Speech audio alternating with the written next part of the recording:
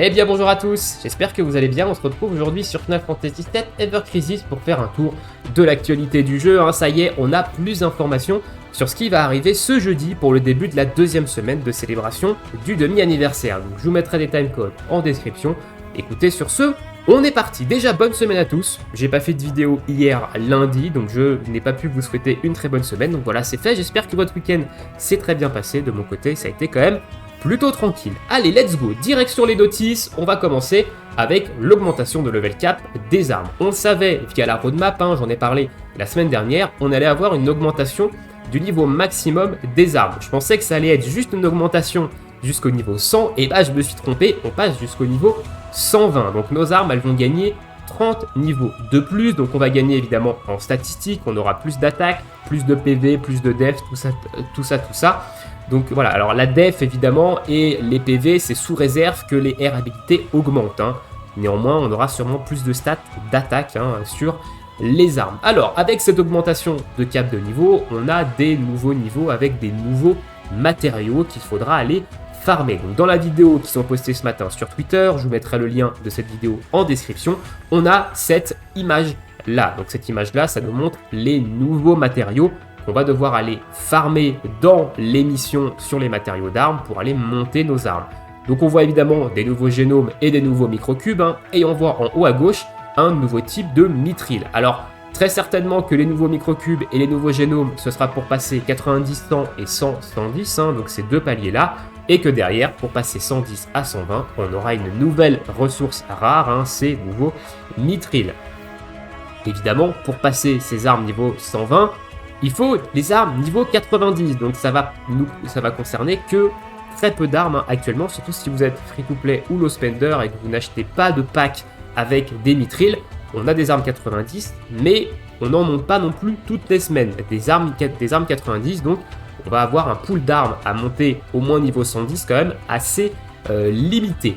Avec également ces nouveaux matériaux, ils nous donnent une campagne nous permettant d'aller farmer plus de matériaux. Donc on aura 50% de chance d'avoir des great success rates quand on va améliorer nos armes. Donc on va consommer moins de matériaux pour level up en fait les armes en niveau. Et on aura 50% de matériaux supplémentaires dans les différents niveaux qui nous donnent des matériaux d'armes. Donc on va très certainement avoir deux nouveaux niveaux dans les matériaux d'armes nous permettant de farmer ces nouveaux génomes et ces nouveaux microcubes, et on aura du coup un boost de 50% sur ces rewards là. Donc ça va être le moment d'aller farmer ces niveaux pour passer toutes les armes que vous avez 90 pour les level up jusqu'au niveau 110 au moins, et peut-être 120 si on a évidemment accès à cette nouvelle ressource de mithril.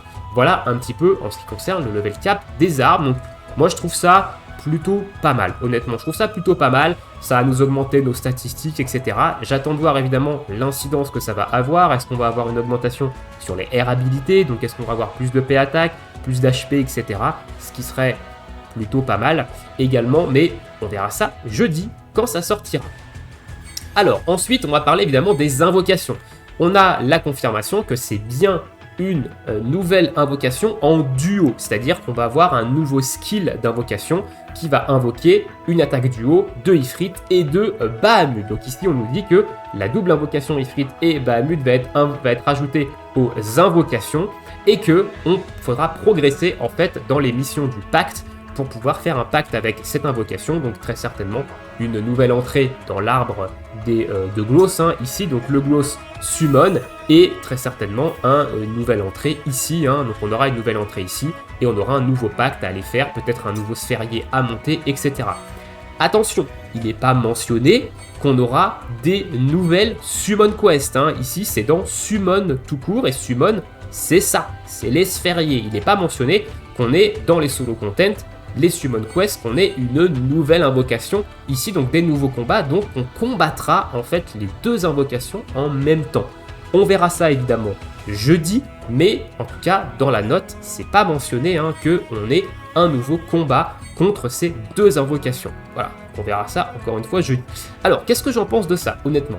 Moi je trouve ça pas mal, ça apporte peut-être un petit peu plus de diversité. Si en plus de ça c'est un skill qui tape feu, est-ce qu'on pourra également utiliser le Ifrit tout seul en même temps, ce qui pourrait nous donner 2 invocations de type feu. Ça pourrait être pas mal, évidemment, sur les niveaux où il y a de la faiblesse feu, etc. Donc ça, on verra évidemment jeudi avec les détails du skill. Néanmoins, moi j'aurais aimé qu'ils nous sortent des invocations sur tous les éléments avant de nous sortir ce type d'invocation en duo. C'est-à-dire qu'on ait une invocation pour l'eau, Léviathan, pour le vent, peut-être Chocobo ou Tycoon, et pour la terre, Titan. Voilà, donc on ait au moins des invocations pour chaque élément, et ensuite nous sortir ce genre de combo d'invocations. Néanmoins, ça reste quand même plutôt cool, hein. Invocation ici, Ifrit et Bahamut qui font une attaque en duo. À mon avis, ça va être plutôt stylé, hein. Ça va être plutôt stylé, l'animation. Et donc, on en reparlera jeudi. Avec cette summon, évidemment, ils ont mis une petite campagne. Il y a une petite campagne qui va sortir. Encore une fois, c'est issu de la vidéo qui est dans les commentaires. On aura des missions à réaliser pour récupérer 3000 cristaux, donc une multi-invocation. Ensuite, l'annonce du prochain Dungeon Ranking qui sort également jeudi. Et moi je suis très content parce que j'adore ces donjons là, enfin ces événements là. Hein. J'aime beaucoup tryhard un petit peu ce donjon et le top 100. Donc ça me paraît, ça me hype personnellement. Surtout que là, ils nous ont ajouté des mithril or aux récompenses. Donc ça c'est plutôt sympa. Évidemment, avec l'augmentation au niveau 120 des armes, il va falloir qu'on puisse passer un petit peu plus régulièrement nos armes niveau 90. Sinon, on va pas pouvoir profiter de cette augmentation jusqu'au niveau 120. Donc, c'est plutôt sympa qu'ils nous ajoutent des mithril or dans les rewards. Et c'est dans les score rewards, hein, attention, c'est pas dans les rewards de classement. Donc ça, c'est des mithril or qui sont accessibles à tout le monde, hein, c'est pas seulement sur du classement. Donc ça, c'est très très bien, honnêtement, qu'ils aient fait ça. Alors, l'élément qui sera le plus effectif dans ce Dungeon Ranking, c'était plutôt prévisible, c'est le vent. Les Dungeon Ranking font toujours référence à des précédentes bannières élémentaires. Le dernier donjon, c'était du feu, il y avait également de la foudre, mais le dernier boss était faible au feu, et ça faisait écho à la bannière Cloud et Sephiroth du Nouvel An, qui était une bannière autour des dégâts de feu. Et là, évidemment, les dernières bannières élémentaires qu'on a eu le plus, c'était l'élément vent avec Yuffie, Aeris et son arme qui baisse la résistance au vent, et on pourrait également parler de l'arme de Red 13 dans la bannière Red 13 Lucia qui tape également au vent. Donc c'était assez prévisible que le vent soit l'élément dominant en fait de ce nouveau Dungeon Ranking. Donc je vous ferai une vidéo un petit peu plus détaillée sur l'équipe que je vais utiliser sur ce Dungeon Ranking et avec quoi je vais essayer de performer un petit peu dans le classement, donc toujours avec pour objectif le top 300 évidemment, mais on va quand même essayer de viser le top 100, hein. Ça fait plusieurs Dungeon Ranking qu'on fait le top 100, donc on va aller évidemment essayer de récupérer ce top 100. Voilà, donc évidemment avec ce donjon, il y a pas mal de récompenses, hein. Même si vous jouez pas le classement, il y a beaucoup de cristaux à récupérer, beaucoup de matériaux, etc. Donc ça peut valoir le coup évidemment, au moins d'aller chercher le S+, sur tous les différents donjons. Voilà, c'est accessible quand même globalement, donc ne passez pas forcément à côté de cet événement, même si vous n'aimez pas le classement, vous n'êtes pas obligé de le jouer. Voilà un petit peu pour les news. On va se finir avec quelques invoques. Si vous avez vu ma dernière vidéo invocation, j'ai pas fini en fait la page 3 de la bannière de Cloud et de Glenn, et j'avais dit qu'on se ferait en fait les dernières invocations dans une prochaine vidéo news.